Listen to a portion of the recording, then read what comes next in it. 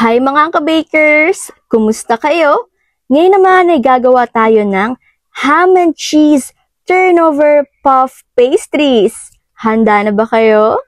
Sa paggawa ng tinapay, ang mga kailangan natin ay bread flour 500 grams, salt 5 grams, butter 50 grams, fresh milk 250 ml, at raw butter na 225 grams para sa ating puff filling. Ilagay na natin ang asin, gatas. Haluin muna natin ito para matunaw na ang ating asin. Atin ang ilagay ang butter at ang bread flour. Paandarin na natin ang ating mixer at hayaan lamang natin itong umandar o mag-mix hanggang sa tuluyan na magsama-sama ang mga sangkap na ating inilagay dito. Ayan, at dahil nagsama-sama na po sila, ay pwede na po natin kuhanin ang ating dough at atin na po siyang ilalagay sa roller. Ngunit kung meron po tayong spiral mixer ay hindi na po natin ito kailangan ipadaan pa sa ating roller, kundi i-continue lamang po natin ang pag-mix dito hanggang po sa makuha na natin yung consistency na gusto natin sa ating dough. Yung wala na po siyang buo-buo, hindi na po siya hiwa-hiwalay, at isa na po siya at makinis na po siya at medyo stretchy. Eto na po ang consistency na ating hinahanap sa ating dough. Yan. Okay na po ito mga ka-bakers. Pwede na po nating patayin ang ating roller at ilagay na po natin sa lamesa ang ating dough. Naglagay po tayong dusting flour sa ilalim bago po natin ilagay ang ating dough. At pagkatapos ay atin po itong hihilain pahaba. Ayan, at atin lang po muna itong i-continue. Press-press lamang po muna natin ito. At pagkatapos po nito ma-press-press mga ka-bakers ay kukuha po tayo ng rolling pin. Atin lang po munang irolyo dito ang ating dough. Yan, pahabain lamang po natin. At ganyan po ang kanyang itsura. Pagkatapos atin na pong ilagay ang ating 225 grams ng butter. Ito nga po pala ay ating hiniwa sa maliliit. Depende po yan sa inyo kung gaano po kaliit. At medyo hindi na nga po pala ito malamig. Kaya po mabilis na lang po siya na pakalatin. Ayan. At pagkatapos naman po nito mga ka-bakers ay atin na po ito tatakpan. Yan. Atin na po siyang i-sure na nandun na po lahat ng ating butter. At pagkatapos po ay atin na pong irorolyo ang bawat gilid nito. Ilagay lamang po natin at sure po natin na naka-zip po or parang nakadiin po yung bawat gilid para po wala pong lumabas na butter. Kukuha po ulit tayo ng ating dusting flour para po hindi po dumikit ang ating dough. Pagkatapos, ilalagay po natin ang ating dough dito. At kukuha po tayo ng ating rolling pin. At ngayon naman po ay atin po siya ulit ipapadaan sa ating rolling pin. Ayan. Just take your time lamang po. Papahabain lamang po natin ng kaunti ang ating dough. Yan. Pahabain lamang po natin. Kapag okay na po ito, ay atin na po itong ilagay sa ating lalagyan na may dusting flour. At atin po itong ilalagay sa freezer ng 3 beses na tag 20 minutes. For example po, yung itong side, 20 minutes. Yung kabilang side naman, 20 minutes. At isa pa pong 20 minutes. Yan.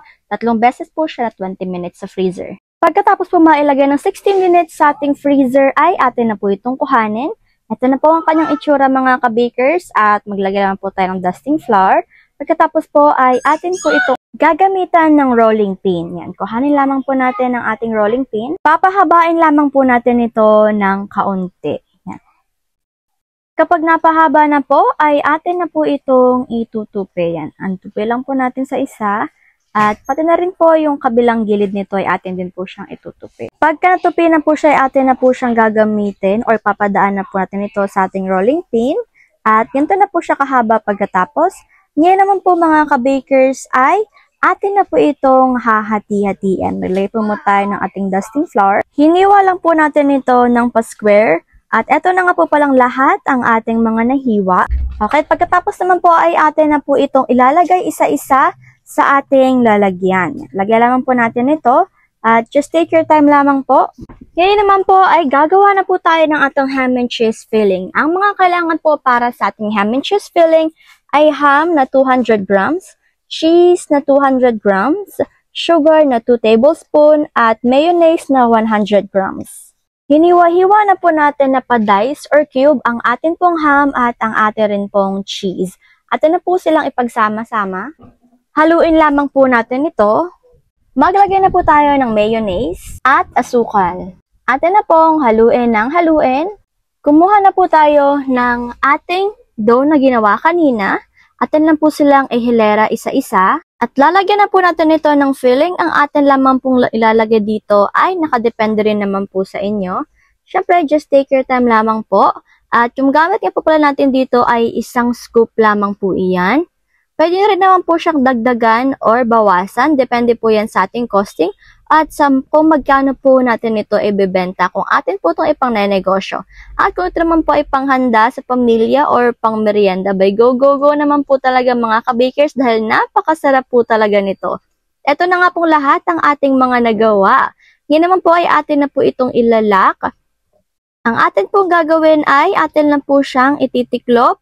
Pagkatapos, didiinan po natin ang bawat gilid nito. Hindi na lamang po natin ito.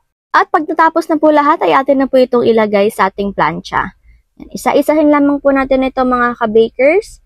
At ang next naman po nito, kukuha po tayo ng ating tinidor at lalagyan po natin ng butas ang bawat gitna po nito. Yan. Gitna lamang po yan mga ka-bakers. Lalagyan na po natin ito ng egg wash. Ayan, dahan-dahanin lamang po natin. Yan na nga po ang ating mga egg wash. The last but not the least, maglalagay po tayo ng sesame seeds. Ayan. Ang sesame seeds naman po ay optional lang. Kung ayaw niyo po ng sesame seeds or di niyo po siya gustong lagyan ay okay lang. Pero kung gusto niyo po siyang lagyan at meron naman po kayong sesame seeds, abay, go naman po talaga mga ka-bakers. Mas nagpapadagdag po kasi ng ganda ang ating sesame seeds. Pero maganda naman po siya kahit wala po siyang sesame seeds. Ayan, ready na nga po ito para sa ating oven. Ang oven temperature po natin dito ay 240 sa taas, 240 din sa baba, at ang baking time ay 15 to 18 minutes. After 15 to 18 minutes ay luto na nga po ang ating napakasarap naman po talaga na walang iba kundi ham and cheese turnover puff pastries. Yung mapapa-turnover ka po talaga dito sa sarap mga ka-bakers. Di po ba't napakaganda naman po talaga niya at higit sa lahat. Crunchy po yung labas niya pero yung loob niya napakalambot at napakasarap, napaka-flavorful po talaga niya mga ka-bakers. Kaya naman pa pong ating hinihintay mga ka-bakers. Gawin nyo na rin ha. Atin na nga po itong buksan. Kaya naman, yan, tignan niya naman po kung gaano po siya kasarap at ang lambot talaga ng loob niya. Sa labas crunchy pero pagdating po sa loob ang lambot at hindi po siya magaspang. Ayan, napakasarap, nakakagutom po talaga ulit mga ka-bakers. Kaya naman po pa pong ating hinihintay, gawin nyo na din. Eto na po ang ating food for the soul ngayon. Philippus 4 verses 6 to 7. Huwag kayong mabalisa tungkol sa anumang bagay. Sa halip, hingin ninyo sa Diyos ang lahat ng inyong kailangan sa pamamagitan ng panalangin may pasasalamat. At ang kapayapaan ng Diyos na hindi kayang maunawaan ng tao ang siyang mag-iingat sa inyong puso at pag-iisip dahil sa inyong pakikipag-isa kay Kristo Jesus. Amen, amen, amen! Maraming salamat po sa inyong lahat mga ka-bakers. Hanggang dito na lang po muna ako. Paalam muna. Take care at higit sa lahat ay God bless.